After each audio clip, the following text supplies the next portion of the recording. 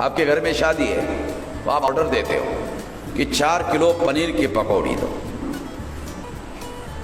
दुकानदार क्या कहता है, ये हमारे पास पालक की पकौड़ी है, प्याज की पकौड़ी है, पनीर की पकौड़ी है, आलू की पकौड़ी है और गोभी की पकौड़ी है, आपको कौन सा ऑर्डर देना है? तो कहता है पनीर की पकौड़ी चाहिए। आप जैसा ऑर्डर दोगे दुकानदार वैसी ही पकौड़ी बना कर देगा, बराबर है। ईवीएम मशीन बनाने वालों ने ऑर्डर दिया, बनाया किसने? कांग्रेस ने। मशीन लाया किसने? इंदिरा गांधी ने। प्रस्ताव किसने रखा? इंदिरा गांधी के कहने पर अभिषेक मनु संघवी, राजस्थान का ब्राह्मण। समर्थन किसने किया संसद में? पंडित अटल बिहारी वाजपेयी। तीसरा ब्राह्मण समर्थन कौन था? सीताराम येचुरी, साउथ इंडिया का काला ब्राह्मण। 2 गोरा ब्राह्मण, 1 काला ब्राह्मण। 3 ब्राह्मणों ने मिलकर एक प्रस्ताव संसद में पारित किया। ब्राह्मणों ने ईवीएम क्यों लाया? क्योंकि ब्राह्मण ऐसा सोचते कि हमारी 3.5% वोट है, 3.5% वोटों के आधार पर अगर ईमानदारी से चुनाव करवाया जाए तो ब्राह्मण ग्राम पंचायत का पंच नहीं चुनवा सकता, सरपंच बनाने का तो सवाल नहीं है।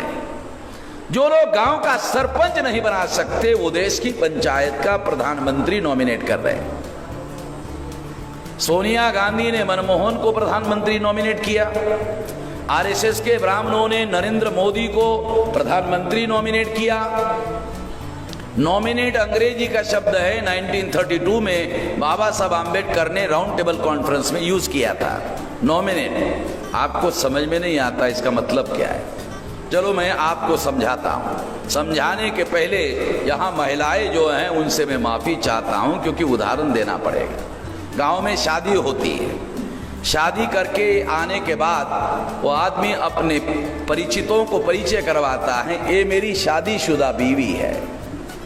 तो वो आदमी पूछता है ये कौन है?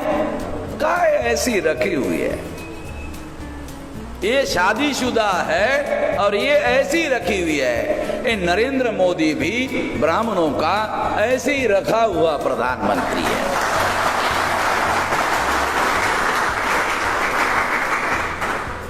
देखा, नॉमिनेट का समझ में नहीं आया, देहाती बनकर उदाहरण दिया, आ गया समझ में?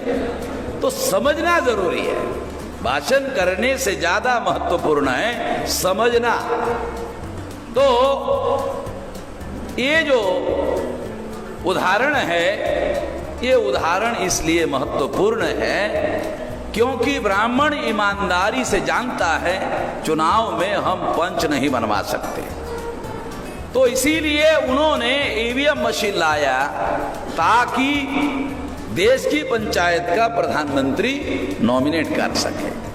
साथियों, भारत सरकार और चुनाव आयोग फ्रांस गए, पेरिस गए और वहाँ जो पेटेंट ऑर्गेनाइजेशन है उसको एप्लीकेशन किया और कहा कि हमें ईवीएम मशीन के लिए पेटेंट सर्टिफिकेट चाहिए। तो फ्रांस ने, पेरिस ने, ऑर्गेनाइजेशन ने कहा देंगे।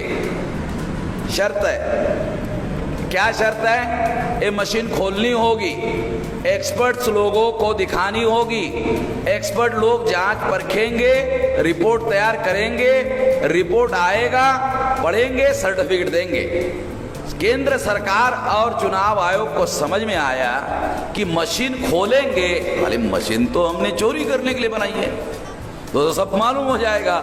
इसलिए उन्होंने एप्लीकेशन जो किया था पेटेंट सर्टिफिकेट के लिए विड्रॉ किया। तो उनके पास, मेरे पास एप्लीकेशन करने का सबूत है और विड्रॉ करने का भी सबूत है। इसका मतलब यह है कि हमारे पास दोनों सबूत है और सुप्रीम कोर्ट में हमने दिया। इसका मतलब सीधा है कि ईवीएम मशीन जिस पर्पस के लिए बनाई गई उस पर्पस के लिए वो यूनिक मशीन नहीं है और ऐसा कोई सर्टिफिकेट चुनाव आयोग के पास नहीं है। मगर हमारे पास एविडेंस है कि ये ईवीएम मशीन इस लायक नहीं है। मगर चुनाव आयोग बार बार अखबार में क्या बयान देता है? ईवीएम मशीन निर्दोष है, ईवीएम मशीन निर्दोष है, ईवीएम मशीन निर्दोष है, बयान देता है ईवीएम मशीन निर्दोष है। वो अकेला बयान देता है, दूसरे लोगों की कोई बात छापता नहीं अखबार वाला। तो मैं आपको इस बात को समझाने के लिए उदाहरण देता हूं ताकि बात समझ में आ जाए कि एक चोर कोर्ट में कह रहा था कि जज साहब मैं निर्दोष हूं। जज साहब ने कहा ये तो तेरा बयान है, सबूत कहां है तेरे निर्दोष होने के? सबूत है तेरे पास निर्दोष होने के? आगे है, क्या है? कहा अभी देता हूं। उसने कहा, चोर ने कहा जज को, मैं निर्दोष हूं और मैं निर्दोष हूं और मैं निर्दोष हूं। ये जो 2 बार मैंने कहा निर्दोष हूं निर्दोष हूं, ये सबूत है। और ये तीसरा जो है ये बयान है। जज ने कहा ये तीनों बयान है, सबूत कोई है नहीं।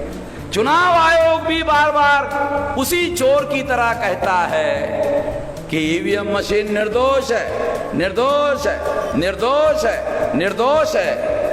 तो हमने कोर्ट में पूछा क्या सबूत है? कोई जवाब नहीं दिया। क्या सबूत है? कोर्ट में पूछा, जवाब नहीं दिया। तो चुनाव आयोग का कहना है कि हम कह रहे हैं उस पर विश्वास करो। अरे विश्वास करे, क्यों करे? विश्वास में ही तो विश्वासघात होता है। दुनिया में विश्वासघात नाम का शब्द कब बना मालूम है? एक आदमी ने दूसरे आदमी पर विश्वास किया, दूसरे आदमी ने विश्वासघात किया, तब से विश्वासघात शब्द दुनिया में आया। तो इसलिए विश्वास करने का सिद्धांत सही नहीं है, सतर्कता का सिद्धांत सही है, विजिलेंसी का सिद्धांत सही है। विजिलेंट हो जाओ, सतर्क हो जाओ।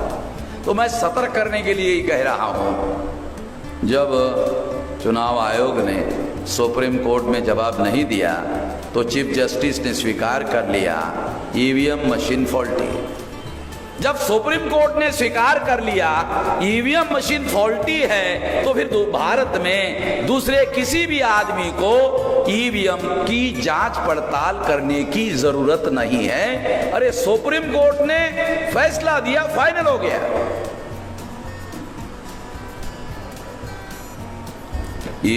चुनाव आयोग ने एक नौटंकी की, पॉलिटिकल पार्टी को कहा आ जाओ ईवीएम मशीन को हैक करके दिखाओ। मुझे एक आदमी का टेलीफोन आया कि मेश्राम जी आप तो सारे देश भर में ईवीएम में गड़बड़ी होती है, भाषण करते हुए घूम रहे हो, अब चुनाव आयोग ने हैक करने के लिए बुलाया तो क्यों नहीं जा रहे हो? तो मैंने उसको टेलीफोन करने वालों को कहा कि मैं गधा नहीं हूं, तुम गधे हो। मैं गधा नहीं हूं, तुम गधे हो। कहा कैसे? अबे मैंने कहा सुप्रीम कोर्ट ने इसे फॉल्टी घोषित करने के बाद मुझे करने की जरूरत है क्या? बीच में ही काट दिया। समझ में आ गया, गधे को भी समझ में आ गया। जब सुप्रीम कोर्ट ने फैसला दे दिया तो दूसरे किसी आदमी को दोबारा बताने की जरूरत नहीं है। साथियों, सुप्रीम कोर्ट के चीफ जस्टिस ने डॉक्टर सुब्रमण्यम स्वामी को पूछा, डॉक्टर साहब ठीक है आपकी बात मान लेते हैं, ईवीएम मशीन फॉल्टी है। हम लोगों की सोच है कि यदि ईवीएम मशीन को चुनाव में लगाया जाए तो क्या ईवीएम मशीन में सुधार करने के लिए कोई सुझाव आपके पास है? डॉक्टर सुब्रमण्यम स्वामी ने कहा सुझाव है। क्या सुझाव है? डॉक्टर सुब्रमण्यम स्वामी ने चीफ जस्टिस ऑफ इंडिया को कहा कि ईवीएम मशीन के पहले हमारे देश में एटीएम मशीन थी। कहाँ? एटीएम मशीन में कस्टमर जाता था तो रसीद आती थी, 1 तारीख को 12:13 को आपने 5,000 रुपया निकाला, आपके अकाउंट में 1 लाख रुपया था, बकाया राशि 95,000 आपके अकाउंट में बाकी है। आदमी देखता हाँ एटीएम ईमानदारी से काम कर रहा है, तसल्ली होती, खातरी होती, गारंटी होती कि एटीएम ईमानदारी से काम कर रहा है, तो सुब्रमण्यम स्वामी ने जज को कहा, जज साहब ईवीएम मशीन बनाने के पहले हमारे देश में एटीएम मशीन थी। अमेरिका, जापान, जर्मनी से टेक्नोलॉजी लाने की जरूरत नहीं थी। जब ईवीएम मशीन बनाई जा रही थी तो हमारे देश में टेक्नोलॉजी थी एटीएम की, और अगर टेक्नोलॉजी थी तो वोटर्स जब बटन दबाता है, लाइट जलता है, बिप का आवाज होता है, तो ईवीएम मशीन वोटर्स को रसीद क्यों नहीं देती कि मैंने फला आदमी को, कैंडिडेट को वोट दिया? क्यों रसीद नहीं देती ईवीएम मशीन? जब एटीएम दे सकती है, एटीएम की टेक्नोलॉजी हमारे देश में है, अमेरिका, जर्मनी, जापान से लाने की जरूरत नहीं है, तो ये टेक्नोलॉजी ईवीएम मशीन को मशीन बनाने वाले कंपनी ने क्यों नहीं लगाई? जज को कहा क्यों नहीं लगाई? जज ने कहा ऑर्डर। चुनाव आयोग को आदेश दिया एटीएम की टेक्नोलॉजी ईवीएम में लगाया जाए। चुनाव आयोग ने नई मशीन बनाई। मशीन का नाम रखा VVPAT, V for voter, V for verifiable, P for paper, A for audit, T for trade. Machine बनाया।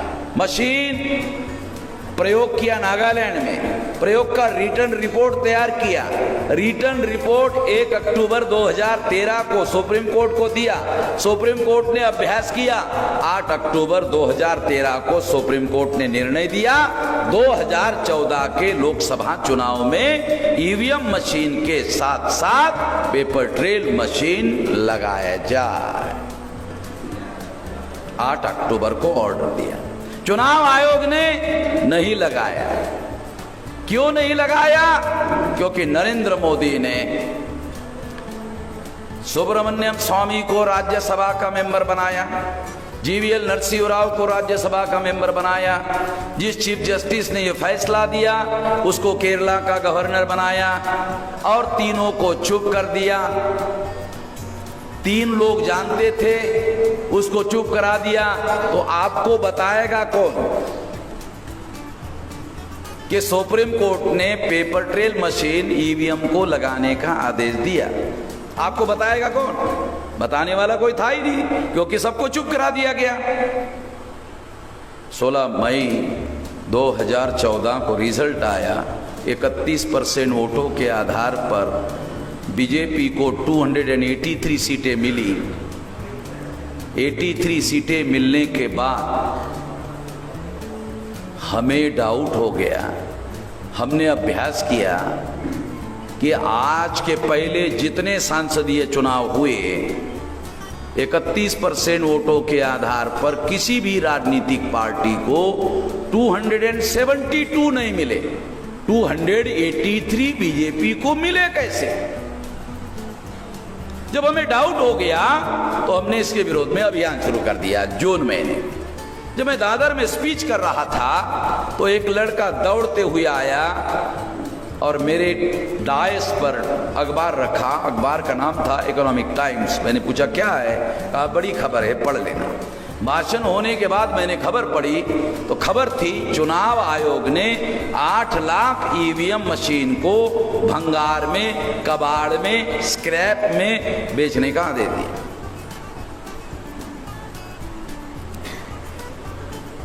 तो मैं एक खबर लेकर हाई कोर्ट के लॉयर के पास गया कि मुझे केस करना है। तो कहा अखबार की खबर को हाई कोर्ट, सुप्रीम कोर्ट सबूत नहीं मानता, आपके पास कोई दूसरा ठोस सबूत है? मैंने डायरेक्ट चुनाव आयोग पर लेटर लिखा, आरटीआई। कहा ये इकोनॉमिक टाइम्स में खबर छपी है, क्या ये खबर सही है? चुनाव आयोग ने 1 महीने में लिख कर दिया मुझे खबर सही है। खबर सही है लिख कर दिया तो मेरे मन में सवाल पैदा हो गया कि जिन मशीनों पर 16 मई 2014 तक चुनाव करवाए गए वो मशीन 1 महीने में कबाड़ कैसे हो गई, भंगार कैसे हो गई? फिर मैंने दूसरा लेटर लिखा। लेटर में लिखा, पूछा कि 2-4 हजार रुपए का मोबाइल लिया जाता है तो वारंटी गारंटी कार्ड देना पड़ता है, कंपनी देती है। ये तो कई हजार करोड़ की मशीनें खरीदी तो कंपनी ने वारंटी गारंटी कार्ड दिया होगा। मैंने चुनाव आयोग को लिखा कि आपने इसको खरीदा, कंपनी ने आपको वारंटी गारंटी कार्ड दिया होगा, ओरिजिनल तुम्हारे पास रखो, डुप्लीकेट वारंटी कार्ड मुझे दो अटेस्टेड करके। तो चुनाव आयोग को लगा रे कोई हमको निगरानी कर रहा है, कोई हमारी चोरी पकड़ने की कोशिश कर रहा है। फिर दूसरा लेटर लिखा कि आपने इसको कबाड़ घोषित किया, आप तो आईएएस अधिकारी हो, आप टेक्निकल ऑफिसर नहीं हो, तो आपके पास टेक्निकल मशीन जो है उसको कबाड़ घोषित करने के लिए कॉम्पिटेंट नहीं है आप तो आईएएस हो।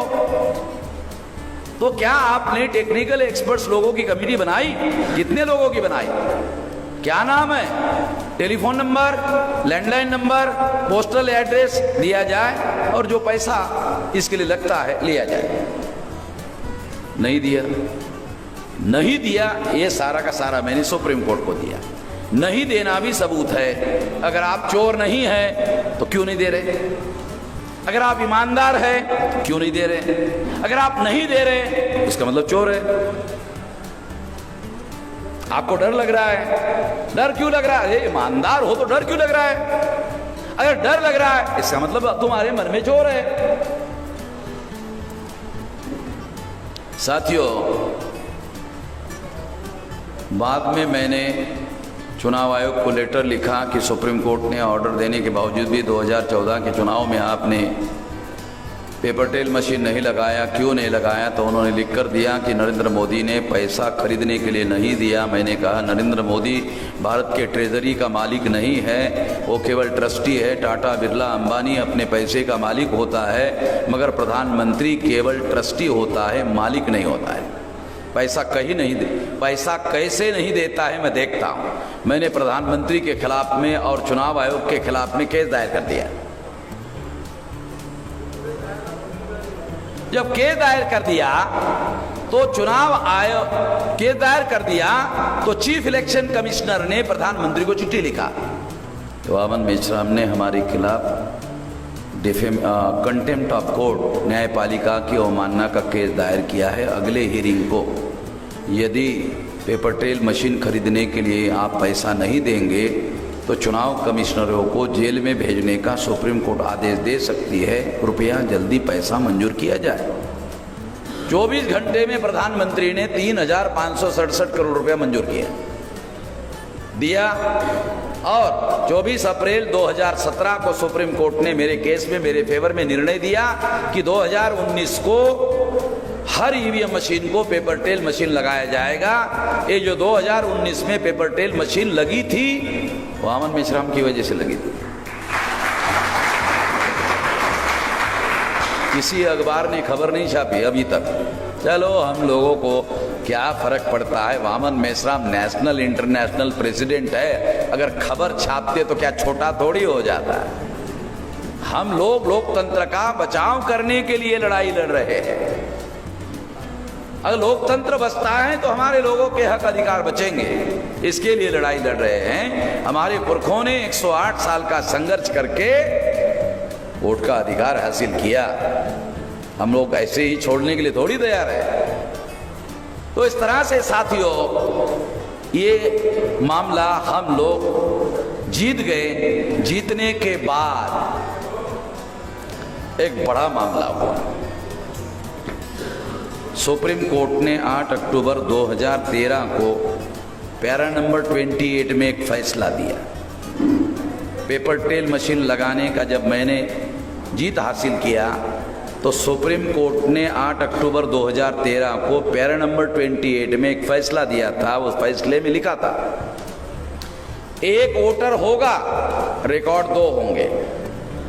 एक इलेक्ट्रॉनिक वोटिंग मशीन में रिकॉर्ड होगा, एक बैलेट पेपर का रिकॉर्ड होगा। एक ही वोटर होगा, एक इलेक्ट्रॉनिक वोट का इलेक्ट्रॉनिक रिकॉर्ड होगा, एक कागज का रिकॉर्ड होगा। 2 रिकॉर्ड होगा। अगर इलेक्ट्रॉनिक रिकॉर्ड का रिजल्ट कैंडिडेट को मंजूर नहीं होगा तो कैंडिडेट को अधिकार होगा कि वो बैलेट पेपर का रिकाउंटिंग की मांग कर सकता है। यह ऑर्डर सुप्रीम कोर्ट ने पैरा नंबर 28 में दिया। जब मेरे केस में सुप्रीम कोर्ट ने निर्णय दिया 100% लगाना होगा, तो चुनाव आयोग ने सोचा कि यदि, क्योंकि हमने तो चोरी करने के लिए मशीन बनाई, यदि चोरी करने के लिए मशीन बनाई और अगर बैलेट पेपर की काउंटिंग शुरू हो गई तो क्या होगा? ईवीएम चोरी करेगी और बैलेट पेपर चोरी पकड़ेगा। तो चुनाव आयोग ने फरवरी 2014 में, कांग्रेस की सरकार थी, प्रस्ताव भेजा। कांग्रेस ने रूल बनाया 56C। क्या लिखा है 56C में? 2 नंबर के कैंडिडेट को ही रिकाउंटिंग की मांग करने का अधिकार होगा। तीसरे, चौथे, पांचवें, सातवें, 9वें, 10वें, 11वें कैंडिडेट को रिकाउंटिंग की मांग करने का अधिकार नहीं होगा। इसका मतलब क्या है? इसका प्रैक्टिकल मतलब समझाता हूं। बीजेपी के विरोध में कांग्रेस दूसरे नंबर का वोट लेगी, कांग्रेस के विरोध में बीजेपी 2 नंबर का वोट लेगी। तो जब नोटिस इश्यू हुआ 2013 में, सुप्रीम कोर्ट ने नोटिस इश्यू किया गया सरकार को, मनमोहन सिंह सरकार में हड़कंप मच गया कि हमने चोरी किया, चोरी पकड़ी जाएगी। इसलिए उन्होंने सोचा कि इसके विरोध में अडवाणी रथ यात्रा निकाल रहे हैं, अडवाणी को रोकना होगा। अडवाणी को रोकने के लिए जब उन्होंने सोचा कि बीजेपी का कोई नेता तैयार नहीं है, तो कांग्रेस के लोग आरएसएस के पास गए। आरएसएस को कहा कि ये मामला है, 2 बार हमने घोटाला किया, डॉक्यूमेंट्री एविडेंस सुब्रमण्यम स्वामी ने आपको दिया, तो हम भी मानते हैं हमने घोटाला करके चुनाव जीता। तो आपको अनुरोध है कि अडवाणी को रथ यात्रा निकालने से रोके। तो आरएसएस ने कहा रोकेंगे, हमें क्या फायदा होगा? आरएसएस ने कांग्रेस को पूछा, कांग्रेस ने क्या कहा? कि आपको भी फायदा होगा। ये क्या फायदा होगा? 2014 का चुनाव घोटाला करके आप जीतो, सरकार हमारी है, प्रधानमंत्री हमारा है, चीफ इलेक्शन कमिश्नर हमने बनाया है, वो आपकी सारे देश भर में मदद करेगा और 2014 का चुनाव आपको जितवाएंगे। तो आरएसएस ने कांग्रेस को कहा, आप तो अभी बता रहे थे कि 4 और 9 2 बार आपने घोटाला करके चुनाव जीता और सरकार बनाई, और आप हमको एक कई बार घोटाला करने की बात कर रहे हो। ये बराबरी की बात नहीं। तो कांग्रेस ने आरएसएस को कहा, आप भी 2 बार करना चाहते घोटाला? आरएसएस ने कहा, देखो आप 1885 को बना हुआ संगठन है, हमारा 1925 को बना हुआ संगठन है। तो कांग्रेस के लोग 40 साल हमसे सीनियर है, सीनियरिटी के हिसाब से फैसला किया जाए। तो कांग्रेस ने कहा ठीक है, हमने 2 बार घोटाला किया, 2 बार आप करो।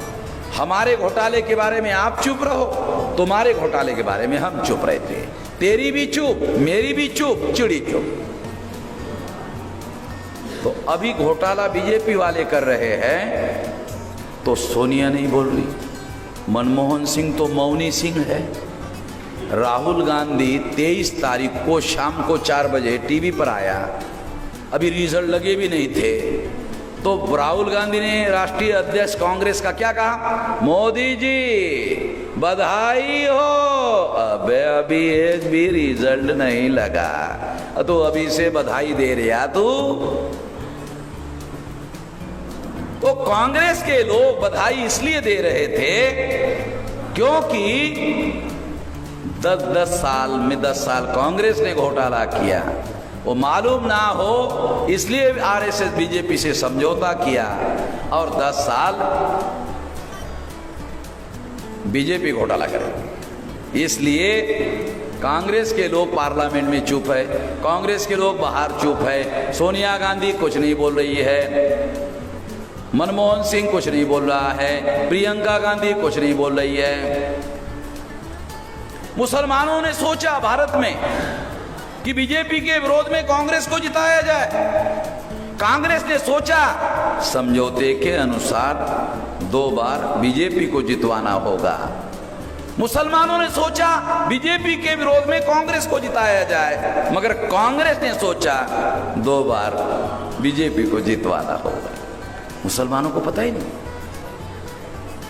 मैं 5 साल से कह रहा हूं, अरे फिक्स है, फिक्स है। जब 19 का रिजल्ट आया तो कुछ लोगों ने मुझे टेलीफोन किया कि मिश्राम जी आप 5 साल से बोल रहे थे कि 19 में ही बीजेपी भी जीतेगी। मैं पवार साहब से मिला गुना में। पवार साहब ने कहा कि आपके बारे में पता चला कि आप देश भर में घूमते रहते हैं, देश का मूड क्या है। मैंने कहा देश का मूड बीजेपी के विरोध में है, मगर बीजेपी ही जीतेगी। और सबको मैंने कहा कि देश का मूड बीजेपी के विरोध में है, मगर चुनाव बीजेपी ही जीतेगी। कैसे? ईवीएम की वजह से। ये मैंने 8 महीने पहले पवार साहब को गुना में कहा, क्योंकि मेरे पास डॉक्यूमेंट्री एविडेंस है। कांग्रेस और बीजेपी, बीजेपी और कांग्रेस का आपस में समझौता है, डॉक्यूमेंट्री एविडेंस है। क्योंकि जो 56C नाम का जो रूल है वो तो कांग्रेस ने बनाया बीजेपी को जितवाने के लिए, ताकि पेपर ट्रेल मशीन से निकलने वाला कागजी मतों की गिनती नहीं होनी चाहिए, ताकि बीजेपी को जिताया जा सके। इसलिए साथियों 2019 में 23 मई को जब रिजल्ट आया तो 373 लोकसभा सीटों में 220 जगह पर 54 लाख से ज़्यादा वोट निकले और 153 जगह कम वोट निकले। कम वोट उनको निकले जो विरोधी पार्टी के थे, और ज़्यादा वोट निकले वो बीजेपी और गठबंधन वाले लोग थे, उनको जिताने के लिए। इसलिए साथियों एक घोटाला हुआ, इसके सारे डॉक्यूमेंट्री एविडेंस है, और इतने सारे डॉक्यूमेंट्री एविडेंस है कि ये पहला चुनाव है। चुनाव आयोग को 15,000 आरटीआई में जानकारी मांगी लोगों ने, 15,000। कितना अविश्वास है चुनाव आयोग पर। 15,000 आरटीआई हुआ और चुनाव आयोग ने एक का भी जवाब नहीं दिया। क्यों? नरेंद्र मोदी ने चुनाव जीतने के बाद आरटीआई कार्यकर्ता कानून में संशोधन किया और कहा चुनाव आयोग को जानकारी देना बंधनकारक नहीं है। ये सारी बातें हो रही है और हमारे लोगों को कुछ पता नहीं। और एक बात बताता हूं फाइनल, 64 IAS अधिकारियों ने चुनाव आयोग को लेटर लिखा, सबसे भ्रष्ट चुनाव। 64 IAS ऑफिसर, 83 मिलिट्री ऑफिसरों ने, शिक्षाविदों ने लेटर लिखा, समर्थन किया। अभी मुझे पता चला कल कि और 120 अधिकारियों ने और लेटर लिखा। दूसरा, तो परिस्थितियां बहुत जटिल है। परिस्थितियां इतनी ज्यादा जटिल है कि आपको एक उदाहरण देकर इस बात को खत्म करता हूं। कौन सा? नरेंद्र मोदी को राज ठाकरे का डर लगता है। कुछ समझ में आ रहा है? राज ठाकरे ईवीएम का विरोध करेगा, नहीं करना चाहिए इसलिए नोटिस दिया। नरेंद्र मोदी को बीजेपी वाले क्या बोलते? बहुत बड़ा नेता, बहुत बड़ा नेता, बहुत बड़ा नेता। तो छोटा राज ठाकरे को क्यों डर रहा है? इतना बड़ा नेता है, जिसका एक भी एमएलए नहीं, जिसका एक भी खासदार नहीं, डरते क्यों? इसलिए कि वो ईवीएम के विरोध में आंदोलन करने का ऐलान किया, इसलिए इतना बड़ा नेता नरेंद्र मोदी, उसको डर लगा राज ठाकरे का। तो ईवीएम की वजह से क्या हो रहा है जानते हो? ईवीएम की वजह से जो बड़ा बड़ा नेता है वो अंदर से, मराठी में अंदर से बोलते पोकड़ पोकड़ है। ईवीएम से ठोस लीडर पैदा नहीं हो रहा है, पोकड़ पोकड़ नेता पैदा हो रहा है। इसलिए जो पोकड़ पोकड़ होता है उसे डर लगता है कि साला मेरे विरोध में अगर आंदोलन शुरू हो गया, इंदिरा गांधी के विरोध में ऐसे आंदोलन शुरू हो गया था तो बहुत मुश्किल हो गई थी, मेरे विरोध में अगर आंदोलन हो गया तो मेरी भी हालत बहुत ज़्यादा खराब हो जाएगी और इतिहास में मेरा नाम पूरी तरह से बर्बाद हो जाएगा। इसलिए राज ठाकरे का नरेंद्र मोदी को डर लग रहा है। उसको ईडी का नोटिस दिया, राज ठाकरे को हमारा समर्थन है, हम लोग राज ठाकरे को समर्थन देते। ईवीएम मशीन के विरोध में अगर कोई राक्षस लड़ना चाहता है तो वामन मेश्राम का राक्षस को भी समर्थन। अगर ईवीएम के विरोध में यदि कोई शैतान लड़ना चाहता है तो वामन मेश्राम का शैतान को भी समर्थन है। अगर राक्षस और शैतान मिलकर ईवीएम खत्म करने के लिए हमारी मदद कर रहा है तो जरूर लेंगे। लोकतंत्र बचाने के लिए राक्षस और शैतान मदद करे, अच्छी बात है, मदद लेंगे। आने वाले समय